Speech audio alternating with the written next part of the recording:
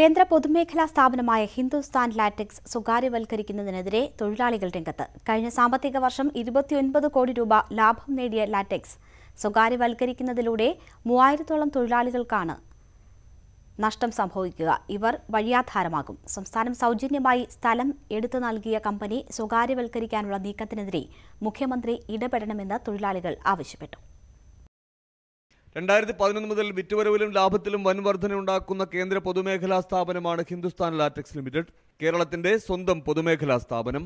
എന്നാൽ പൊതുമേഖലാ ഓഹരി വിറ്റഴിക്കൽ നയത്തിന്റെ ഭാഗമായി ഹിന്ദുസ്ഥാൻ ലാറ്റക്സ് സ്വകാര്യ മേഖലയ്ക്ക് കൈമാറാൻ കേന്ദ്ര സർക്കാർ നീക്കം ആരംഭിച്ചു.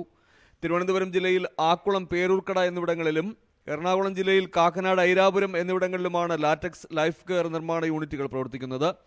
ആകെ 3000-ഓളം സ്ഥിരം ജീവനക്കാരും 1000-ലേറെ കരാർ തൊഴിലാളികളും ലാറ്റക്സിൽ ജോലി ചെയ്യുന്നു. കഴിഞ്ഞ സാമ്പത്തിക വർഷം 1062 കോടി രൂപ വിറ്റുവരവും 28.88 കോടി രൂപ ലാഭവും HLL നേടി.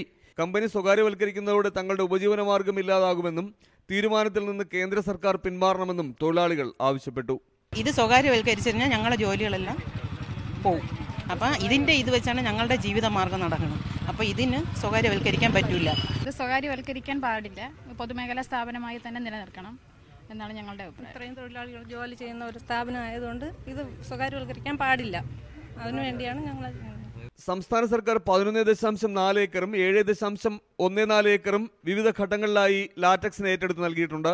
അതിനാൽ ഓഹരി വിറ്റഴിക്കുന്നതിനെതിരെ സംസ്ഥാന സർക്കാർ ശക്തമായി ഇടപെടണമെന്ന് HLL contract labours union president MA Latheef ആവശ്യപ്പെട്ടു.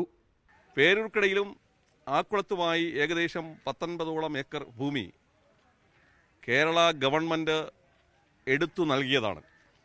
അതുകൊണ്ട് തന്നെ ഒരു കാരണവശാലും ഈ ഫാക്ടറികൾ, ഈ യൂണിറ്റുകൾ സ്വകാര്യവൽക്കരിക്കുവാൻ പാടുള്ളതല്ല. സ്വകാര്യവൽക്കരണത്തിനെതിരെ കൂടുതൽ സമരപരിപാടികളുമായി മുന്നോട്ട് പോകാനാണ് തൊഴിലാളികളുടെ നീക്കം. ന്യൂസ് 18 തിരുവനന്തപുരം.